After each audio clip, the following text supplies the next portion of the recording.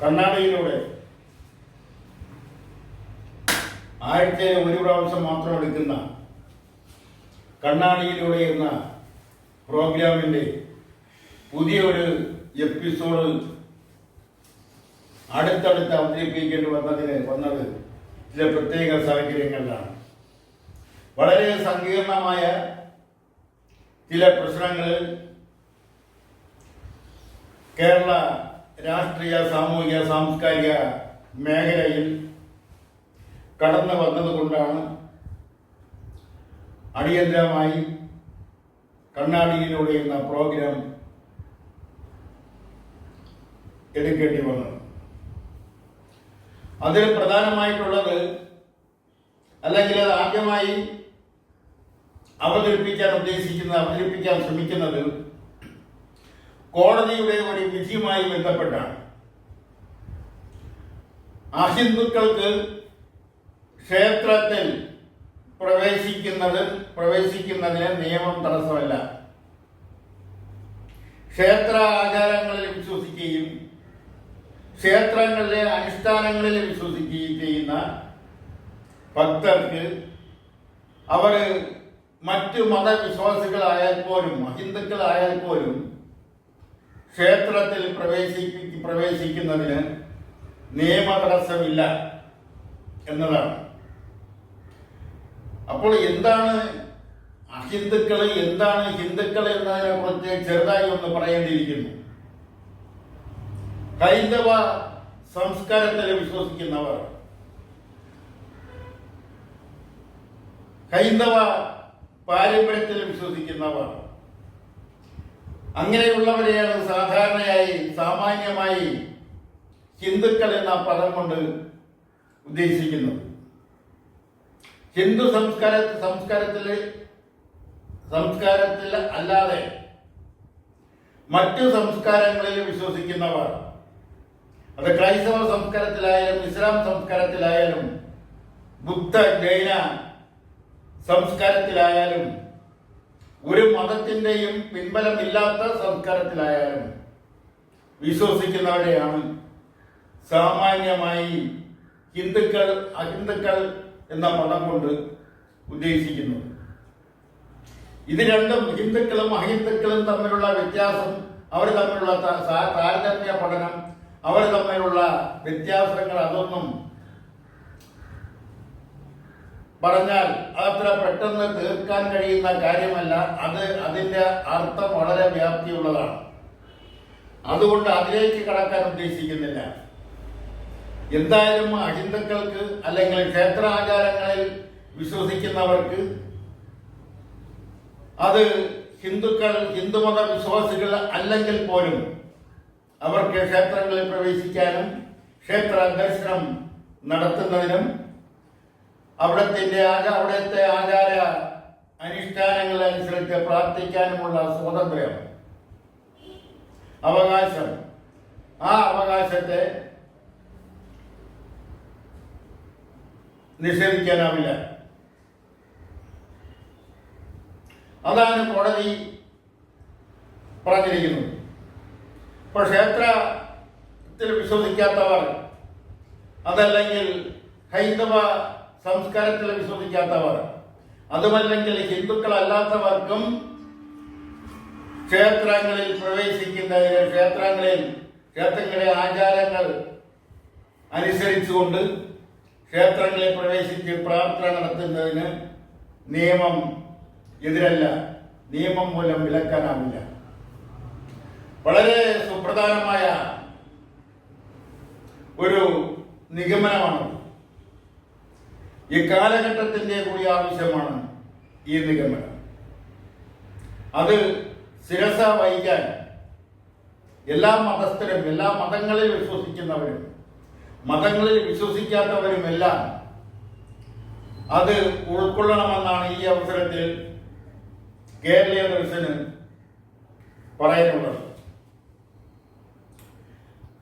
മറ്റൊരു പ്രധാനപ്പെട്ട കാര്യമെന്ന് പറയുന്നത്, ഇത് ഈ കോടതി വിധി ഉണ്ടാവാൻ ഇടയായ സാഹചര്യം പത്തനംതിട്ട ജില്ലയിലെ ഒരു പാർത്ഥസാരഥി ക്ഷേത്രം. അവിടെ നടന്ന കൃഷ്ണ ജയന്തിയോടനുബന്ധിച്ച് നടന്ന ആഘോഷങ്ങളിൽ ക്ഷേത്രം തന്ത്രിയുടെ ക്ഷണനപ്രകാരം ഒരു ക്രൈസ്തവ പുരോഹിതൻ പങ്കെടുത്തതിനെതിരെ കൊടുത്ത ഒരു റിട്ടിലാണ് ഈ ഒരു നിഗമനത്തിൽ കോടതി എത്തിച്ചത്. ചില ക്ഷേത്രങ്ങളിൽ നാനാ മതസ്ഥർ പോകുന്നുണ്ട്, വഴിപാടുകളും അവിടുത്തെ ക്ഷേത്ര കാര്യങ്ങളിലൊക്കെ പങ്കെടുക്കുന്നുണ്ട്, പങ്കാളികളാവുന്നുണ്ട്. ഇപ്പൊ ശബരിമല പോലുള്ള ക്ഷേത്രങ്ങളിൽ എല്ലാ മതസ്ഥരും അവിടെ പോകാറുണ്ട്. ചെറിയ എണ്ണത്തിൽ ചെറുതാണെങ്കിലും മറ്റു ഹിന്ദു മതത്തിലല്ലാത്തവരും അവിടെ പോകുന്നുണ്ട്. അപ്പൊ അതിനെയൊക്കെ അംഗീകരിക്കുന്നതിനുള്ള വിശാലമായ വളരെ ഉയർന്ന മനസ്സുള്ളവരാണ് കേരളീയർ. അത് അംഗീകരിക്കുന്ന സംസ്കാരമാണ് ഹൈന്ദവ സംസ്കാരം എന്നത് ഉൾക്കൊള്ളാൻ എല്ലാവരും തയ്യാറാകണമെന്നും അതിനുള്ള മഹാമനസ്കത എല്ലാവർക്കും ഉണ്ടാകണമെന്നാണ് ഈ അവസരത്തിൽ കേരളീയ ദർശന് പറയാനുള്ളത്.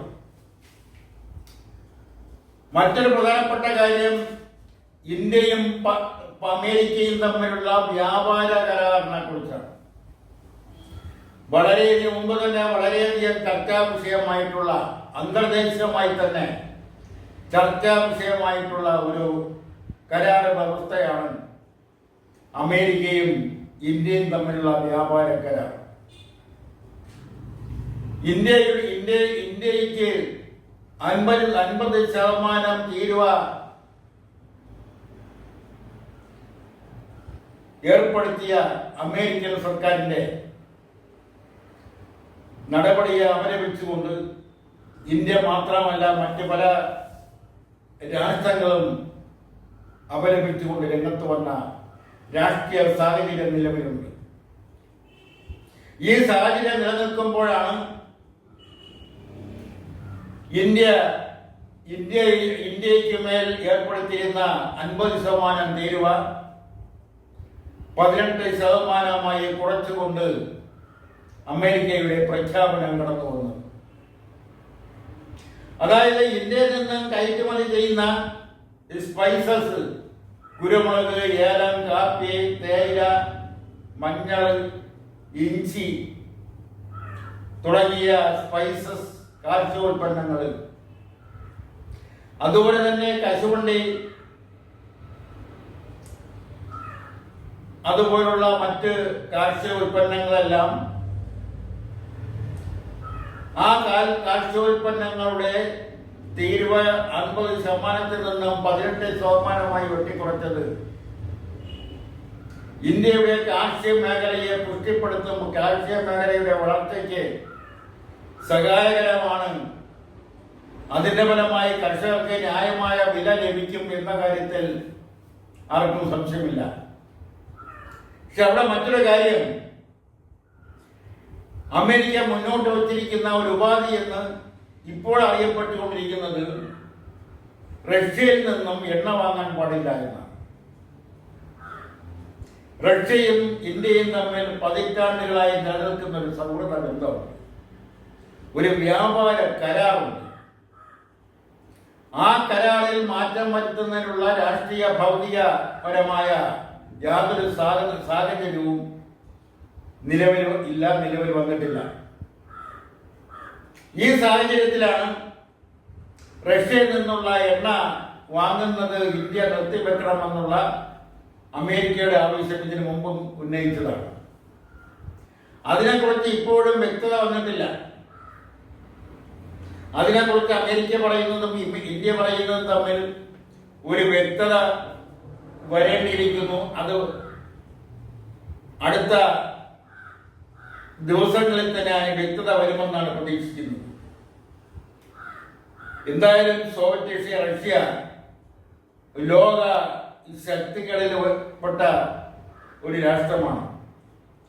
ആ ഇന്ത്യയുമായി റഷ്യയ്ക്കുള്ള സൗഹൃദം അത് ഇല്ലാതാക്കുന്നത് രാഷ്ട്രീയ മേഖലയ്ക്ക് ആരോഗ്യകരമായ ഒരു വ്യവസ്ഥയായിരിക്കില്ല. അതുകൊണ്ട് റഷ്യയിൽ നിന്ന് എണ്ണ വാങ്ങുകയോ വാങ്ങാതിരിക്കുകയോ ചെയ്യുന്നത് അത് ഇന്ത്യയുടെ പരമാധികാരമാണെന്നിരിക്കെ അതിലേക്ക് പുതിയ നിർദ്ദേശങ്ങളും ഉപദേശങ്ങളും ഒക്കെ മുന്നോട്ട് വയ്ക്കുന്ന അമേരിക്ക, ആ അമേരിക്കയുടെ നിർദ്ദേശങ്ങൾ, ആവശ്യങ്ങൾ എത്രത്തോളം ഇന്ത്യക്ക് ഉൾക്കൊള്ളാൻ കഴിയുമെന്നതെല്ലാം വളരെ ഉയർന്ന നിലയിൽ ചർച്ച ചെയ്യേണ്ടുന്ന കാര്യമാണ്. ആ ചർച്ചയിലൂടെ അക്കാര്യത്തെക്കുറിച്ചൊരു വ്യക്തത വരട്ടെ എന്നും അത് ജനങ്ങൾക്ക് ബോധ്യമാവുന്ന, മനസ്സിലാവുന്ന രീതിയിലുള്ള വ്യക്തത ആയിരിക്കണമെന്നുമാണ് ഈ അവസരത്തിൽ അമേരിക്കയും ഇന്ത്യയും തമ്മിലുള്ള വ്യാപാര കരാറും സോവിയറ്റ് റഷ്യയുമായിട്ടുള്ള വ്യാപാര ബന്ധങ്ങളെക്കുറിച്ചുമൊക്കെ പറയാനുള്ളത്. കേരളത്തിലെ ശബരിമലയെ ചുറ്റിപ്പറ്റിയുള്ള സ്വർണ്ണക്കവർച്ച അത് തുടങ്ങിയിട്ട് 3 മാസം 90 ദിവസം കഴിഞ്ഞിരിക്കുന്നു. ആ കേസുമായി ബന്ധപ്പെട്ട 2 പ്രധാന പ്രതികൾക്ക് ജാമ്യം ലഭിച്ചിരിക്കുന്നു. നിലവിലുള്ള നിയമമനുസരിച്ച് 90 ദിവസം വെച്ച് കുറ്റപത്രം നൽകാൻ കഴിഞ്ഞില്ലെങ്കിൽ അതുമായി ബന്ധപ്പെട്ട കോടതിക്ക് സ്വാഭാവിക ജാമ്യം നൽകേണ്ടി വരും. അങ്ങനെയാണ് 2 പ്രതികൾക്ക് ജാമ്യം ലഭിച്ചത്. ആ സ്വർണ്ണ കടത്ത് അല്ലെങ്കിൽ ആ സ്വർണ്ണ കവർച്ച വളരെ സങ്കീർണമായ ഒരു കേസാണ്. പെട്ടെന്ന് അന്വേഷണം പൂർത്തിയാക്കാൻ കഴിയുന്നതല്ല നാം ഹൈക്കോടതി തന്നെ വ്യക്തമാക്കിയിരിക്കുന്നു. SITക്ക് സ്പെഷ്യൽ ഇൻവെസ്റ്റിഗേഷൻ ടീമിന് ഇനിയും സമയം കൊടുക്കേണ്ടിയിരിക്കുന്നത് കൊണ്ട് കേസ് അന്വേഷണം നീണ്ടുപോകും. അതിനുശേഷമേ കുറ്റപത്രം സമർപ്പിക്കാൻ കഴിയൂ എന്ന വസ്തുതയിലേക്കാണ് കാര്യങ്ങൾ നീങ്ങിക്കൊണ്ടിരിക്കുന്നത്. ആദ്യം അത് ഒരു പോറ്റിയിൽ നിന്ന്, അവിടുത്തെ ഒരു പൂജാരിയിൽ നിന്നാണ് ആരംഭിച്ചതെങ്കിൽ അത് ദേവസ്വം ബോർഡിന്റെ പ്രധാനപ്പെട്ട ഉദ്യോഗസ്ഥന്മാരിലേക്കും ദേവസ്വം ബോർഡ് അംഗം, ദേവസ്വം ബോർഡ് മുൻ പ്രസിഡന്റ് അടക്കമുള്ളവരിലേക്കും ചില രാഷ്ട്രീയ നേതാക്കളിലേക്കും അത് എത്തപ്പെട്ടു. അങ്ങനെയാണ് ഒരു മുൻ MLA അടക്കം ചില ബോർഡ് മെമ്പർമാരടക്കം ഇപ്പോൾ ജയിലിൽ കഴിയേണ്ടി വരുന്നത്. വളരെ അത്രയ്ക്ക് സങ്കീർണമാണ് ആ സ്വർണ്ണ കവർച്ച. ഇപ്പോഴത് ആദ്യമായി ഒരു കോൺഗ്രസ് നേതാവിനെ SIT ചോദ്യം ചെയ്തിരിക്കുന്നു. മറ്റൊരു കോൺഗ്രസ് നേതാവിനെ ചോദ്യം ചെയ്യുന്നതിനുള്ള തയ്യാറെടുപ്പിലാണ്. ഈ കോൺഗ്രസിന് നേതൃത്വം നൽകുന്ന ഐക്യ ജനാധിപത്യ മുന്നണിയുടെ കൺവീനർ, ലോകസഭാ അംഗം ശ്രീ അടൂർ പ്രകാശിനെയാണ് SIT 3 മണിക്കൂറോളം അല്ലെങ്കിൽ 3 മണിക്കൂറിലേറെ ചോദ്യം ചെയ്തത്. അടുത്ത മറ്റൊരു നേതാവ് പത്തനംതിട്ട MP ആന്റോ ആന്റണിയെ ചോദ്യം ചെയ്യുന്നതിന് തയ്യാറെടുത്തുകൊണ്ടിരിക്കുന്നു.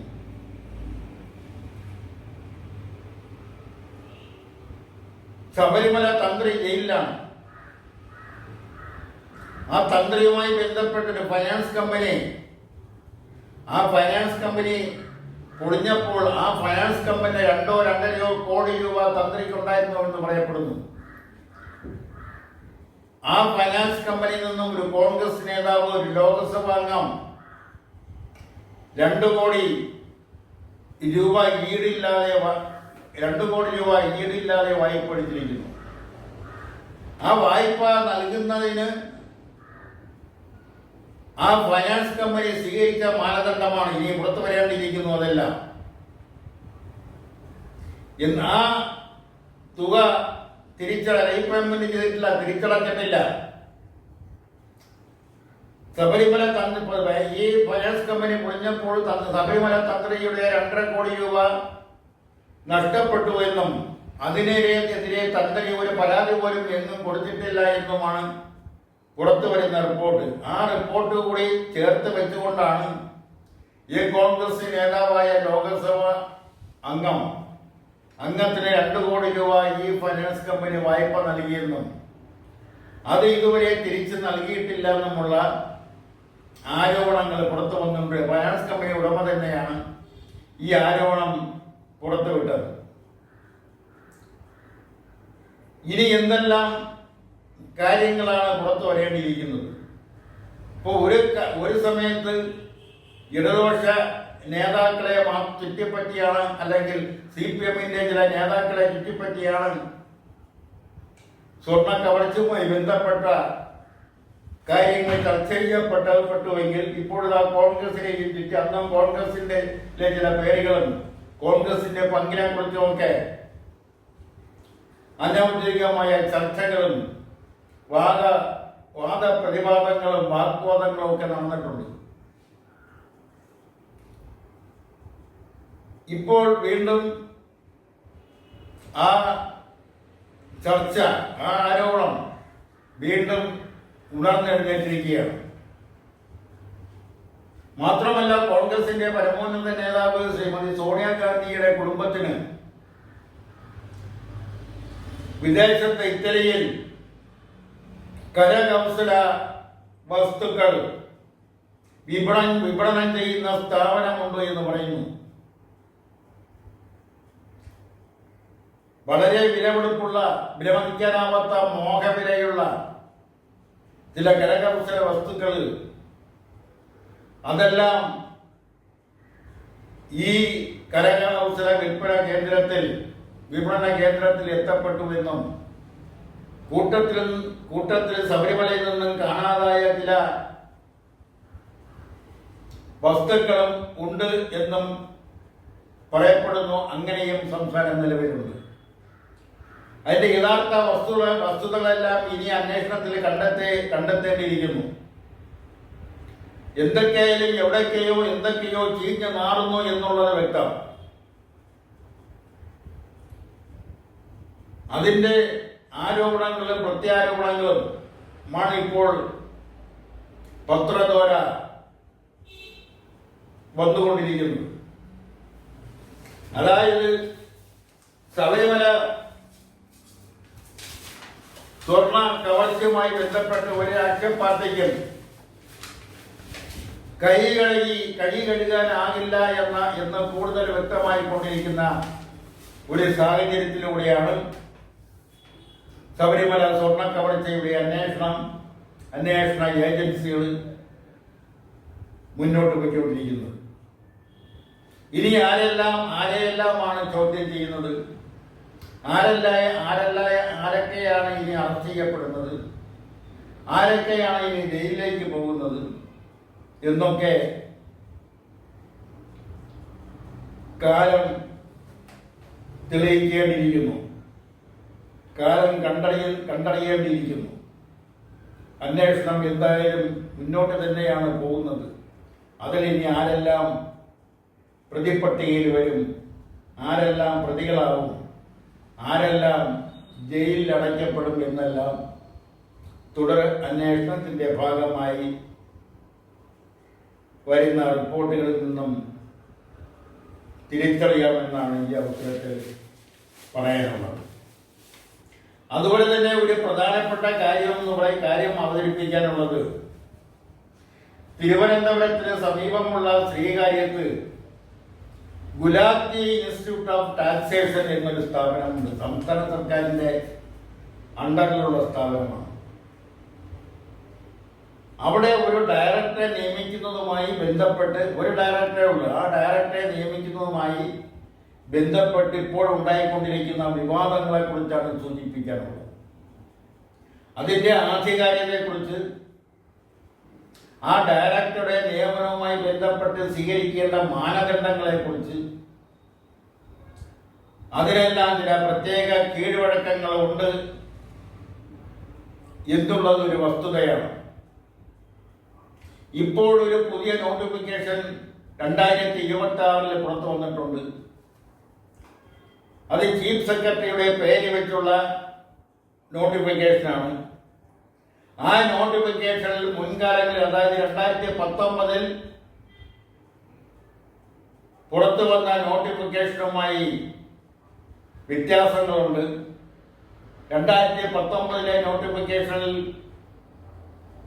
വളരെയധികം പഴുതുകൾ അടച്ചുകൊണ്ടുള്ള, ആർക്കും ഒരു അഴിമതി നടത്താൻ കഴിയാത്ത നിലയിലുള്ള, ആരെയും ഇടയ്ക്ക് തിരികെ കയറ്റാൻ കഴിയാത്ത നിലയിലായിരുന്നു 2019 നോട്ടിഫിക്കേഷനിൽ സ്വീകരിക്കേണ്ടുന്ന, അല്ലെങ്കിൽ അവിടെ ഡയറക്ടറെ നിയമിക്കുന്നതിന് സ്വീകരിക്കേണ്ടുന്ന നടപടിക്രമങ്ങളെ കുറിച്ച് വ്യക്തമായി പ്രതിപാദിച്ചിട്ടുണ്ടെങ്കിൽ ഇപ്പോഴത്തെ 2026 നോട്ടിഫിക്കേഷനിൽ അങ്ങനെ 2019 നോട്ടിഫിക്കേഷനിൽ പോലെ അഴിമതി നടത്താതിരിക്കുന്നതിനുള്ള പഴുതുകൾ അടച്ചുകൊണ്ടുള്ള ഒരു നോട്ടിഫിക്കേഷൻ ആണെന്നുള്ള അഭിപ്രായം ഇന്നത്തെ വിദഗ്ധർക്കില്ല. പലരും വിമർശനവുമായി രംഗത്ത് വന്നിട്ടുണ്ട്. അതായത് 2019 നോട്ടിഫിക്കേഷനെ അപേക്ഷിച്ച് 2026 നോട്ടിഫിക്കേഷന് അതിനിടയ്ക്ക് തിരികെ കയറ്റാനുള്ള പഴുതുകൾ ഇട്ടുകൊണ്ടുള്ള നോട്ടിഫിക്കേഷൻ ആണെന്നുള്ള ആരോപണമാണ് പ്രധാനമായും ഉന്നയിക്കപ്പെട്ടിട്ടുള്ളത്. ഈ ആരോപണം ഉന്നയിക്കുന്നവർ മോശക്കാരല്ല. അവിടെ ഡയറക്ടറായി ഇരിക്കുന്നതിന് മുൻകാലങ്ങളിൽ സ്വീകരിച്ചിട്ടുള്ള മാനദണ്ഡങ്ങൾക്ക് വിധേയമായ, അല്ലെങ്കിൽ ആ മാനദണ്ഡങ്ങൾക്ക് അനുസരിച്ചുള്ള വിദ്യാഭ്യാസ യോഗ്യതയും പരിചയ സമ്പത്തുമുള്ളവരാണ്. ആരോപണങ്ങളുമായി പരസ്യമായിട്ടല്ലെങ്കിലും അവർ രംഗത്ത് വന്നിട്ടുള്ളത്. അതുകൊണ്ട് നിലവിലുള്ള ആരോപണങ്ങളിൽ അഴിമതി കാണിക്കുന്നതിനും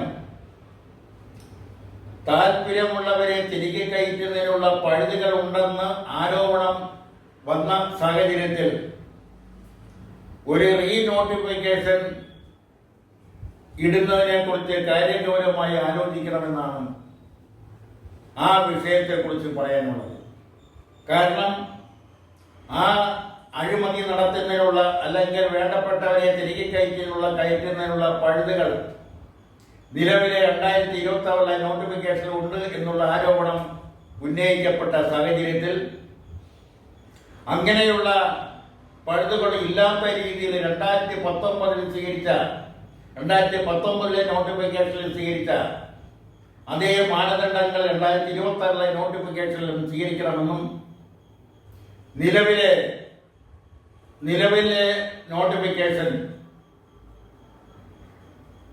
മാറ്റിവെച്ചുകൊണ്ട്, അത് ക്യാൻസൽ ചെയ്തുകൊണ്ട് ഒരു നോട്ടിഫിക്കേഷൻ നടത്തണമെന്നാണ് ഈ അവസരത്തിൽ കേരളത്തിന് ശക്തമായി ആവശ്യപ്പെടാനുള്ളത്. അവസാനപരമായി ഒരു കൗതുകപരമായ, അല്ലെങ്കിൽ അല്പം ഗൗരവമുള്ള ഒരു വിഷയമാണ് അവതരിപ്പിക്കാൻ പോകുന്നത്. എല്ലാവർക്കും ഒരുപക്ഷെ അറിവുള്ള കാര്യമാകാം, അല്ലെങ്കിൽ ഒരു ചെറിയ വിഭാഗങ്ങൾക്ക് മാത്രം അതിൻ്റെ അറിവുള്ള കാര്യമാകാം. കേരളത്തിൽ കുമ്മിള് പോലെ വന്നുകൊണ്ടിരിക്കുന്ന, അല്ലെങ്കിൽ മുളച്ചു വന്നിട്ടുള്ള സ്പാ എന്ന പേരിൽ അറിയപ്പെടുന്ന ബ്യൂട്ടി പാർലറെ കുറിച്ച്, മസാജ് സെന്ററുകളെ കുറിച്ചാണ്. മസാജ് സെന്ററുകൾ നടത്തുന്നതിന് ചില പ്രത്യേക മാനദണ്ഡങ്ങൾ, ചില പ്രത്യേക നിയമങ്ങളുണ്ട്. അവിടെ മസാജുകൾ നടത്തുന്നവർ അവർ ക്വാളിഫൈഡ് ആയിരിക്കണം, നിയമപരമായി തെറാപ്പിസ്റ്റുകളായിരിക്കണം, തെറാപ്പിസ്റ്റ് കോഴ്സ് പാസ്സായവരും ആ സർട്ടിഫിക്കറ്റ് ലഭിച്ചിട്ടുള്ളവരുമായിരിക്കണം. മറ്റൊരു കാര്യം എന്ന് പറയുന്നത്, മസാജ് നടത്തുന്ന സെന്ററുകളിൽ ഡാക്ടറുടെ പ്രസൻസ് എപ്പോഴും ഉണ്ടായിരിക്കണം. അടുത്ത പ്രധാനപ്പെട്ട ഒരു കാര്യം എന്ന് പറയുന്നത്, പുരുഷന്മാരെ മസാജ് നടത്തുന്നവർ പുരുഷ തെറാപ്പിസ്റ്റുകളും, സ്ത്രീകളെ മസാജ് നടത്തുന്നവർ സ്ത്രീ തെറാപ്പിസ്റ്റുകളുമായിരിക്കണമെന്നുള്ള നിബന്ധന നിലവിലുണ്ട്. എന്നാൽ ഈ നിബന്ധനകൾ ഒന്നും തന്നെയും കാര്യക്ഷമമായി ഒരു മസൈൽ സെന്ററുകളും പാലിക്കുന്നില്ല എന്നുള്ളതാണ് വസ്തുത.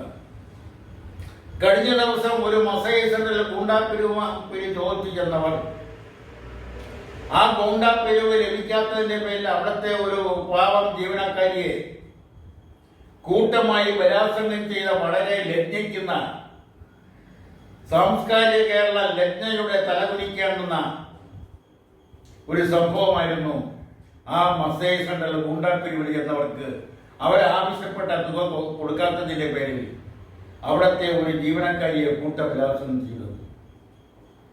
അത് കുഗ്രാമങ്ങളിലൊന്നുമല്ല, ഒരു നഗരപ്രദേശത്ത് തന്നെയാണ്. അവിടെ ചെറുക്കുന്നതിനോ അല്ലെങ്കിൽ സമയത്ത് ബന്ധപ്പെട്ട പോലീസോ അതുപോലുള്ള റവന്യൂ ഉദ്യോഗസ്ഥരോ തദ്ദേശീയ സ്വയംഭരണ സ്ഥാപനങ്ങളിലെ ബന്ധപ്പെട്ട ഉദ്യോഗസ്ഥരോ എത്തിയില്ല എന്നതായിരിക്കും വസ്തുത. കാരണം അവർക്കെല്ലാം ലഭിക്കേണ്ടുന്ന മാസപ്പടി സമയാസമയങ്ങളിൽ എത്തിക്കുന്നുണ്ടാകും. കഴിഞ്ഞ ദിവസം തിരുവനന്തപുരത്ത് തലസ്ഥാന നഗരിയിൽ ഭരണത്തിന്റെ സ്ഥിരാകേന്ദ്രമായ സെക്രട്ടേറിയറ്റിന് തൊട്ട് മുന്നിൽ ഒരു മസൈൽ സെന്റർ തിരുവനന്തപുരം കോർപ്പറേഷൻ അടച്ചുപൂട്ടി. അവിടെ നടന്ന കാര്യങ്ങളെല്ലാം നിയമവിരുദ്ധമായിരുന്നു. സെക്രട്ടേറിയറ്റിൽ നിന്ന് നോക്കിയാൽ കാണുന്ന സ്ഥലം കണ്ടോൺമെന്റ് പോലീസ് സ്റ്റേഷന്റെ ഒന്നാമത്തെ നിലയിൽ കയറി നിന്ന് നോക്കിയാൽ കാണാവുന്ന സ്ഥലം. ആ സ്ഥലത്ത് പ്രവർത്തിച്ചു വന്നിരുന്ന, അതും തിരക്കേറിയ പട്ടണത്തിന് നടുവിൽ പ്രവർത്തിച്ചു വന്നിരുന്ന മസൈൽ സെന്ററിൽ കഴിഞ്ഞ ദിവസം കോർപ്പറേഷൻ അധികൃതർ പൂട്ടിച്ചു.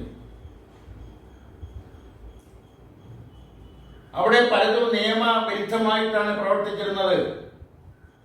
അവിടെ അംഗീകൃത യോഗ്യതയുള്ള തെറാപ്പിസ്റ്റുകളില്ലായിരുന്നു, ഡോക്ടറുടെ സാന്നിധ്യമില്ലായിരുന്നു. അവിടെ പുരുഷന്മാരെ മസേജ് ചെയ്തത് സ്ത്രീകളും യുവതികളും, യുവാക്കളെ മസേജ് ചെയ്തത് യുവാക്കളുമായിരുന്നു. അങ്ങനെ യുവതികളായ അവിടെ എത്തുന്നവരെ മസേജ് നടത്തുന്ന യുവാക്കളും, അവിടെ എത്തുന്ന യുവാക്കളെ മസേജ് നടത്തുന്ന യുവതികളുമായിരുന്നു. അതാണ് അത് പൂട്ടുന്നതിന് പ്രധാനപ്പെട്ട കാരണം. മറ്റ് പല നിയമങ്ങളും ആ സ്ഥാപനം പാലിച്ചിരുന്നില്ല. അങ്ങനെ ഇതുപോലുള്ള ഡസൻ കണക്കിന് സ്ഥാപനങ്ങൾ തിരുവനന്തപുരത്തിന്റെ നഗര അതിർത്തിക്കുള്ളിൽ പ്രവർത്തിക്കുന്നുണ്ട്. ഇവിടെയെല്ലാം പോലീസും റവന്യൂ അധികൃതരും തദ്ദേശീയ സ്വയംഭരണ സ്ഥാപനങ്ങളിലെ അധികൃതരും ആരോഗ്യ വകുപ്പ് അധികൃതരെല്ലാം സമയാസമയങ്ങളിൽ അവർക്ക് മാസപ്പടികൾ ലഭിക്കുന്നുണ്ടെന്നാണ് പുറത്തു വരുന്ന ഒരു ആരോപണം. അത് എത്രത്തോളം ശരിയാണ് എത്രത്തോളം തെറ്റാണ് എന്നതല്ല ഇപ്പോഴത്തെ പ്രധാനപ്പെട്ട വിഷയം. ഇത്തരം അനധികൃതമായ സ്ഥാപനം ഇവിടെ നടത്തിക്കൊണ്ടു പോകുന്നതിനുള്ള സൗകര്യം ഇങ്ങനെ ലഭിച്ചു എന്നുള്ളതാണ്. ഒരു വലിയ ഇതുപോലുള്ള മസൈൽ സെന്ററിൽ സ്പാ എന്നറിയപ്പെടുന്ന ഒരു സെന്ററിൽ ഒരു യുവതി അവിടുത്തെ ജീവനക്കാരി കൂട്ടബലാത്സംഗത്തിന് ഇരയായപ്പോഴാണ് ഇത്തരം സ്ഥാപനങ്ങൾ പരിശോധിക്കുന്നതിനും കർശന നടപടികൾ സ്വീകരിക്കുന്നതിനും തദ്ദേശീയ സ്വയംഭരണ സ്ഥാപനങ്ങൾ തയ്യാറായി മുന്നോട്ട് വന്നത്.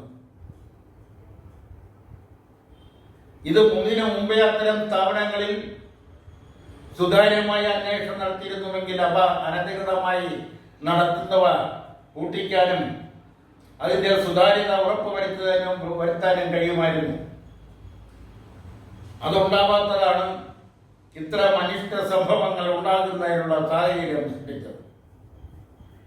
അതിനുണ്ടാവാതിരിക്കുന്നതിനുള്ള ഇത്തരം സ്ഥാപനങ്ങളിൽ സുതാര്യമായ അന്വേഷണങ്ങൾ നടത്തേണ്ട സമയത്ത് അപ്പോൾ തന്നെ നടത്തുകയും തെറ്റായ രീതിയിൽ നിയമവിരുദ്ധമായി പ്രവർത്തിക്കുന്ന സെന്ററുകളെ സെന്ററുകൾക്ക് മേൽ നിയമ നടപടികൾ സ്വീകരിക്കണമെന്നുമാണ് ഈ അവസരത്തിൽ ആവർത്തിച്ച് പറഞ്ഞുകൊണ്ട് ഇന്നത്തെ കണ്ണാടിയിലൂടെ എന്ന പരിപാടിയുടെ പൂർത്തീകരിക്കുന്നു. നന്ദി, നമസ്കാരം.